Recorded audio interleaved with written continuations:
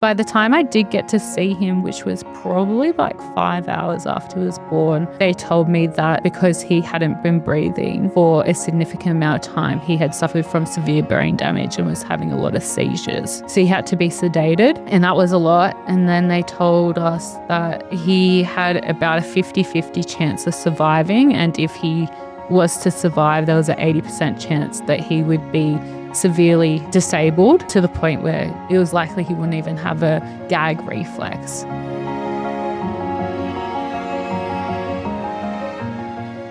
Okay, welcome back. It's Janice here from Art Official, and I'd like to welcome my very first guest on the show, the beautiful Holly. How are you, Holly?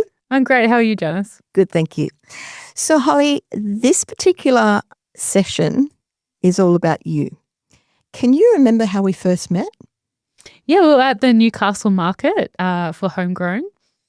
That was, I think, one of our first markets, actually, that really? we met you. Yeah, it would have been about our second or third market. Wow. Yeah, we actually do quite well at Newcastle market.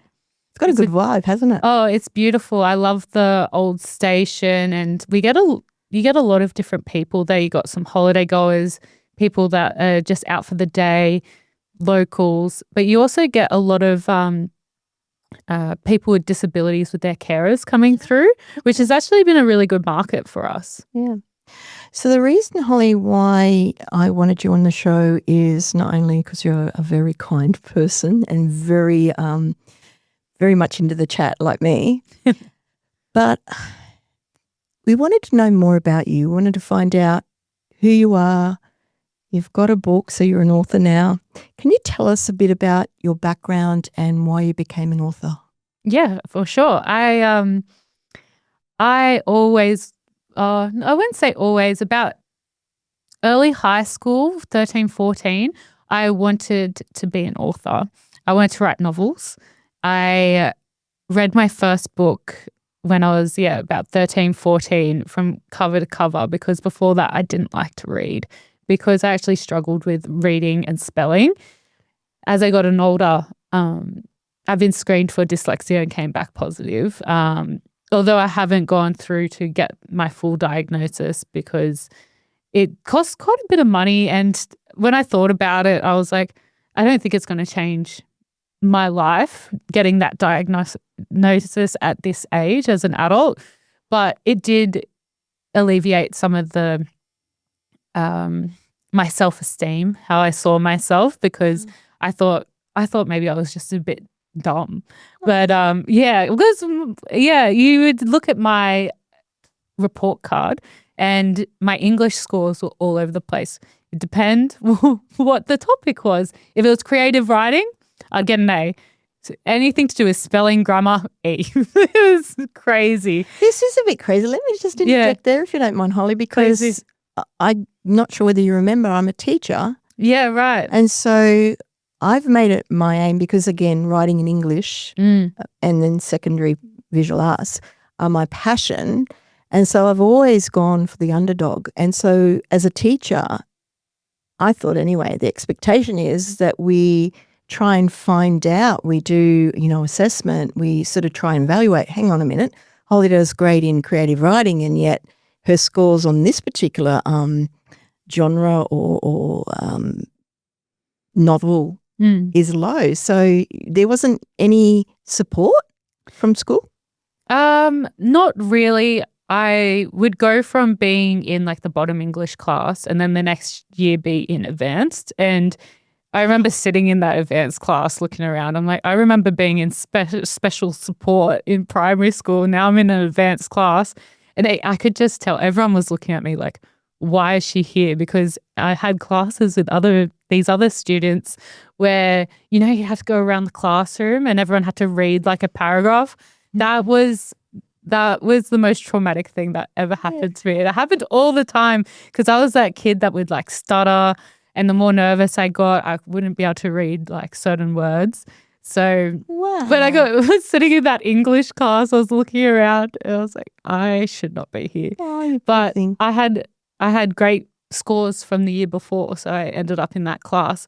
But yeah, no, I'm very surprised, like looking back, that no one really picked that up. I did get put into like special reading groups and fundamental classes and stuff to help with the fundamental parts.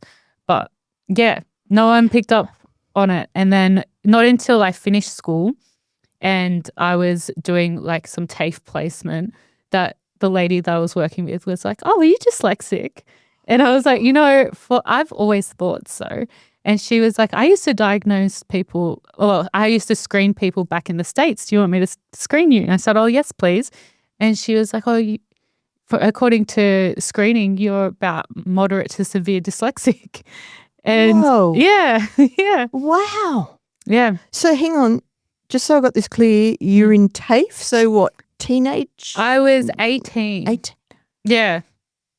And again, I know we want to get back to your book, but this, I'm finding this fascinating as I'm finding out about this for the first time. Yeah. Because of that diagnosis then, it almost, am I right in saying you felt relieved, you felt exonerated, validated? 100% validated. I think I started to give myself a bit more grace. And it sounded like my dad had dyslexia as well, because he said that he had the one where, it moves around on the page and things like that. And back when he was at school, he didn't want people to think he was dumb, so he played out. And then he would get, whacked across the backside, or he said the fingers in the drawer, things like that. So he didn't do much school. and yeah. Is he Australian? Or was he born? So that happened here in Australia? Yeah, in Maryland. What? Yeah, well, he was in school in the 70s, 80s. So yeah. Yeah, it's funny what a generation can do. Things we find out, hey, just by having a chat. Yeah. That's what we're here for. Yeah. Okay. Then when the time came and I got into like later high school, and I went to the school, what are they called? Career advisors. And I said I wanted to be an author or maybe a screenwriter. And she looked at my grades and said, "Look, if you want to do it, you have to get your grades up. Otherwise, you're going to have to look at doing something else." And I was like, well, my grades are as good as they can get. So I was like, I guess I got to do something else. So I ended up doing some TAFE. I did welfare, and then I went in. I did that as part of my HSC. But then I decided, after doing a year of that, I decided, I'm going to leave school. I really thrive in the TAFE environment. So I went on to do disability care, youth work and community services. And from that, I breezed through that and I graduated like 18. While all my friends had only just finished school, I was ready to enter the workforce, which I have no regrets doing. But then my issue was I wanted to do youth work, but I was 18. So it was a bit difficult to get a job in that field when you yourself are a youth. So I ended up working in before and after school care at Whoosh. And I loved it there. I really got along with the kids, and I was promoted, got a promotion after promotion. By the time I was 22, I was running my own service of 90 kids. But by the time that I left, it had been increased to 150 because it actually really thrived, which was really good. And then I went backpacking around South America for a while. Supposed to do that for 6 months, but we left in January 2020. So that's a whole other story. Did you get stuck there then? Yeah, we did. We were stuck in Peru for... So when you say you, was it you and me? Me and my husband. At the time, we were just dating, but yeah. Oh, wow. Yeah, that was a... Man. That was an fascinating story so far. We haven't even got to the book yet. I know. Keep going. This is great. Thanks, Holly. Yeah, so my partner and I were backpacking around South America in January, February, March. And I think we got cut off in April. So that was absolutely awesome. But yeah, we got stuck there for 2 weeks.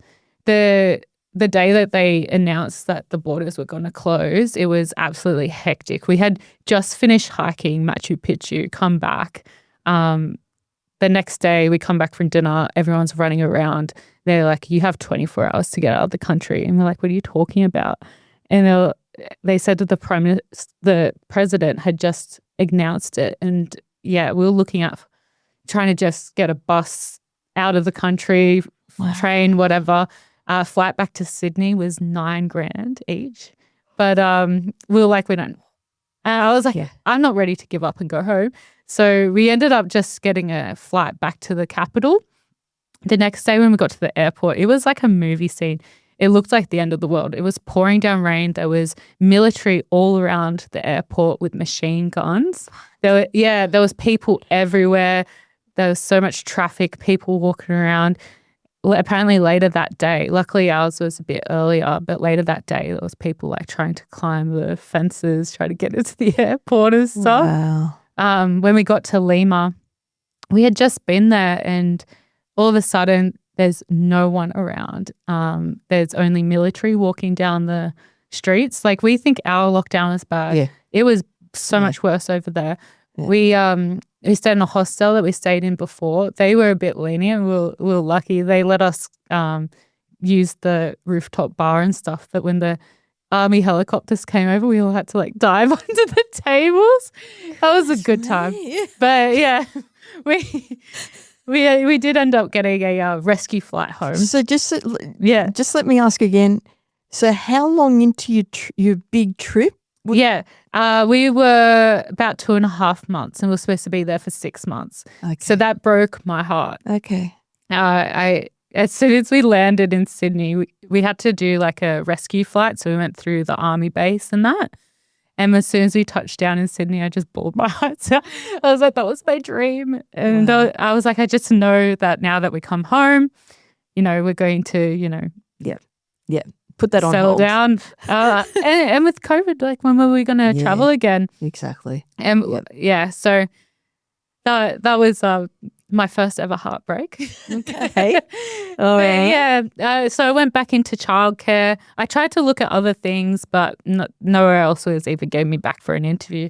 So I went back into working in Ush and I managed a few different centers at the same time. And then when I fell pregnant with my son, Logan, go backtrack a little bit. After Kevin and I got married, he wanted to do Tony Robbins seminar. Okay. Yeah. And he was like, you got to do it with me. And I was like, it's so expensive. But then I watched his short and I was like, all right, let's do it. And that was probably the best decision of my life, going to his. Wow. Yeah, it was a 4-day immersive seminar. It was very long. It would start from like 9. The first day finished at like 11:30 at night. We didn't even get a lunch break, but it was incredible. And we walked around over coals that night. That was incredible. The fire was, almost like a kilometer long because they had the whole stadium doing it because it was at Kudos Bank.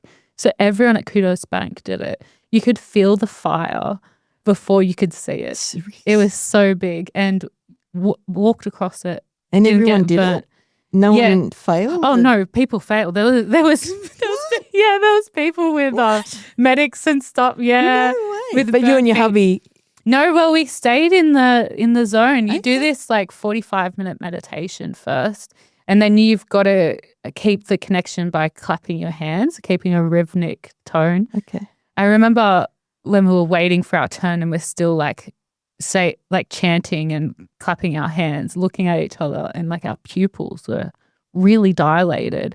So there's something incredible. They say that it's almost like your inner energy comes out of the body and protects the foot. So, and both Kevin and I walked over it. Kevin, I got like the tiniest little burn on one side of my foot. Kevin was convinced that it was a fake because he didn't feel anything. I said, look around. See, just on that, since you brought up that experience, which I don't think I'd ever do. I'm just going to put it out there. Did Tony Robbins say what the purpose of doing that exercise was? Yes. So it was about really pushing yourself beyond a limit that you thought that you had. Okay. Yeah. And Wow. yeah, like when you first get there, you're like, oh my God, how am I going to do this cold walk? But by the end of that first day, you have all this self-confidence, and you just, if you surrender to the process, then you're like me and Kevin, you walk across the coals and go, how did that even work? But it was a great like wall breaker. And then I think it was by the third day, I told Kevin that I wanted to, my impossible dream was to be an author. He didn't even know I like to write. What? I'd never told him because I thought, that's something I had to put to bed because it wasn't in the cards for me. So this experience, this whole, 3 or 4 days is like a conference. 4 days, yeah. And it was long days. Got to the point where that full-on exposure and experience drove you to make a definite decision commitment to become an author, even though in the past you'd been... Yeah, well, I wasn't even fully committed at that time. Oh, okay. I had just told my husband, and that was a big leap. And he was like, we've been together for 6 years. How do I not know this about you? And I was like, oh, well, I put it to bed because I didn't think it was in the cards for me. And he's like, you have to do something about this. So I ended up doing a course with Writers Studio. I did At Bronte? Oh, well, I did it online because I could have. Did you do it too, my husband? Yeah, right. Anyway, back to you. This is awesome. There you go. Yeah. They're really great. I really enjoyed their class. I did Was it Unlocking Creativity? I did that one, and then I did the novel writing one. Oh, man. Yeah. And I fell pregnant with Logan, my first child, and I did the whole course pretty much through my whole pregnancy. Looking back, I was a freak while I was pregnant. I was doing this course. I was working full time. I was going to the gym like 5 times a week. I would meditate. I would do all the things to prepare for a unmedicated home birth. And yeah, like I can't believe I used to squeeze so much into my day, but I did. Really? And I was loving the novel writing course. I love the Unlocking the Creativity one. I think I actually enjoyed that a bit more. But yeah, and Kevin's like, oh, well, once we have Logan, you can be a stay-at-home mom, because I always wanted to be a stay-at-home mom, and you can be a writer. And that was the plan. And then when Logan was born, his umbilical cord somehow got clamped, and he was in quite a bit of distress. And when he was born, he wasn't breathing. He had a low heart rate. And as I was having an elective home birth, we had OBs on FaceTime, and we had paramedics there. So they just took him straight away. I didn't get to see him at all. They just took him straight to the hospital. And then they took Kevin, and I was just kind of like lying on the ground. Oh, my goodness. Yeah, I was like, oh my God, thank goodness that is over. But I was so convinced that he was going to be fine. But by the time I did get to see him, which was probably like 5 hours after he was born, they told me that because he hadn't been breathing for a significant amount of time, he had suffered from severe brain damage and was having a lot of seizures. So he had to be sedated. And that was a lot. And then they told us that he had about a 50-50 chance of surviving. And if he was to survive, there was an 80% chance that he would be severely disabled to the point where it was likely he wouldn't even have a gag reflex. So that was a lot. We were quite lucky that the hospital let us stay the whole time. So we would go down in the morning, spend time with him, have lunch, then go back down, see him. My family was staying at our house, so they would come every day as well, which was really nice. And I would read picture books to him every day. Beautiful. And I couldn't, both my husband and I and my sisters, we couldn't believe that even when we were so sad, that a picture book could make you laugh, could make you cry. And it was such a beautiful bonding experience, which really helped us get through that. Even when he did get his MRI back, and we were told that the brain damage had affected every part of his brain. So they said, the only options we have left now is for him to go into comfort care, and when you're ready, we'll take him off life support. So that was like very surreal. Like I felt like I wasn't even on the planet. It's really like how you see it in the movies, where it's just a person staring into dead space and the noise is happening around them. That is exactly how it feels like.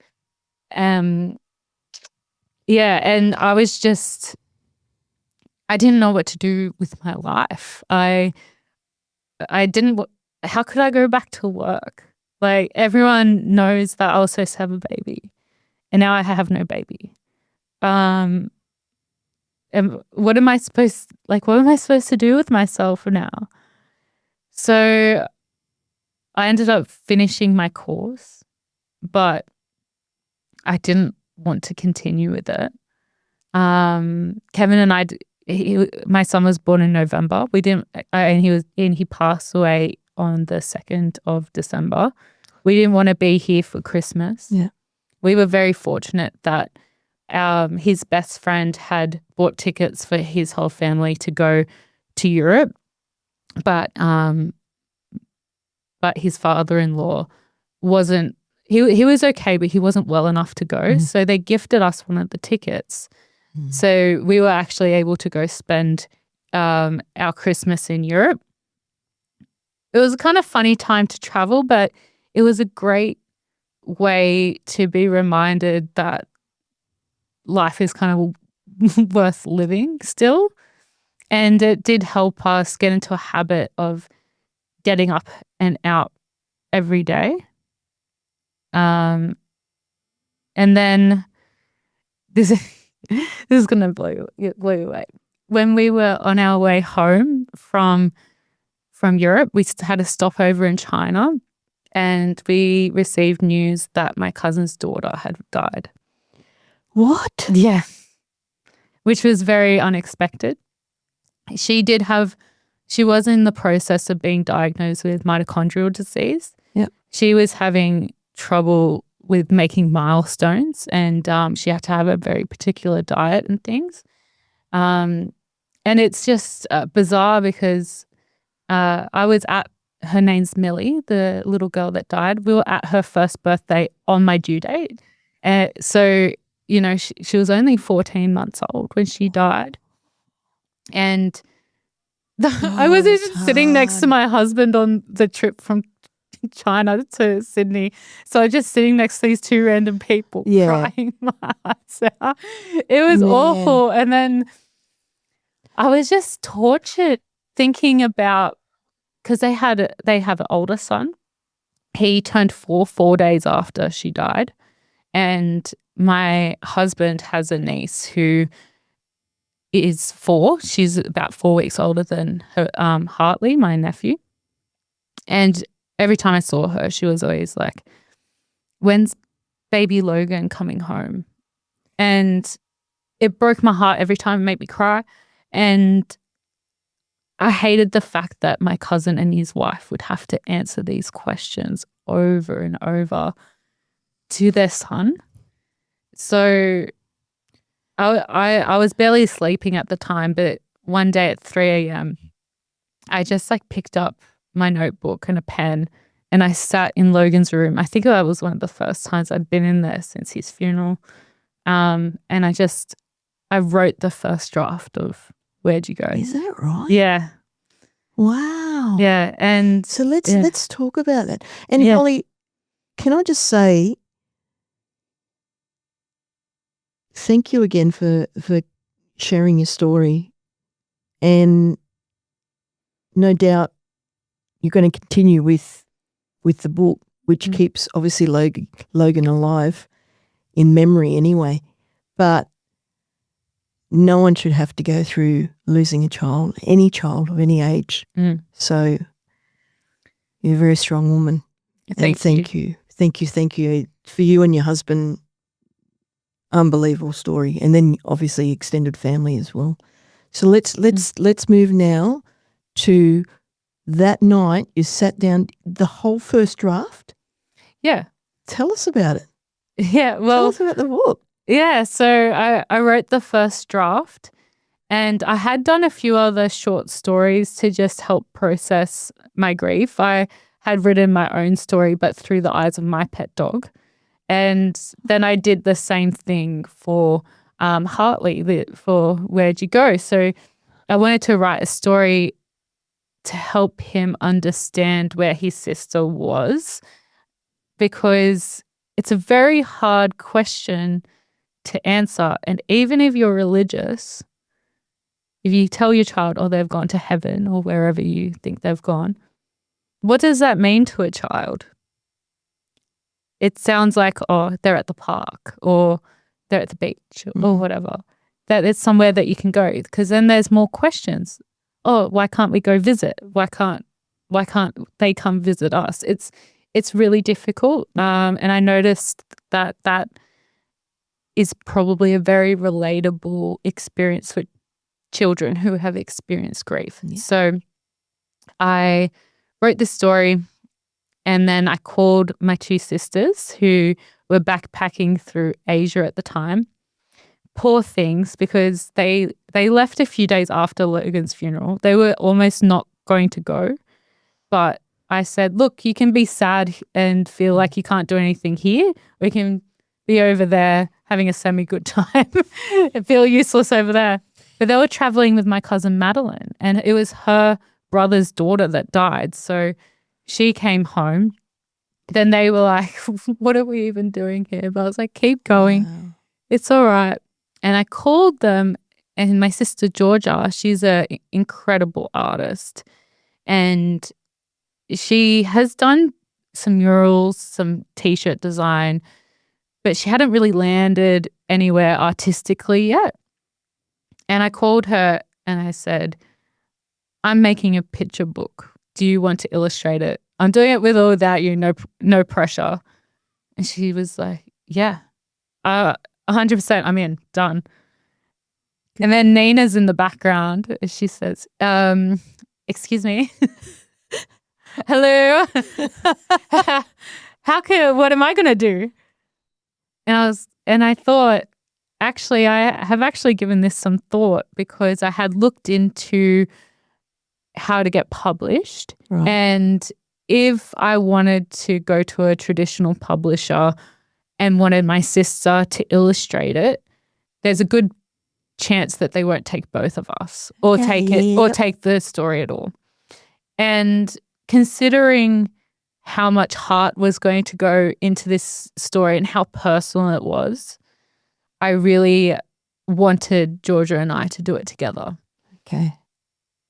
And then I said to Nina, funny you should ask, because if we start our own independent publishing company, that does kind of fix our problem, unless we were to go the self-publishing route, which we kind of, at this point in time, while we're still getting started, is very similar in the setup of publishing. Yep. But as we grow, that will change.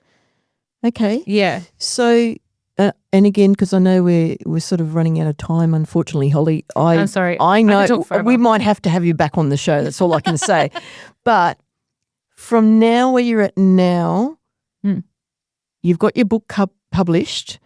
Is it only available in English or any other languages? At the moment, it's only available in English. That's correct. And if we wanted to buy it, where can we purchase a copy from?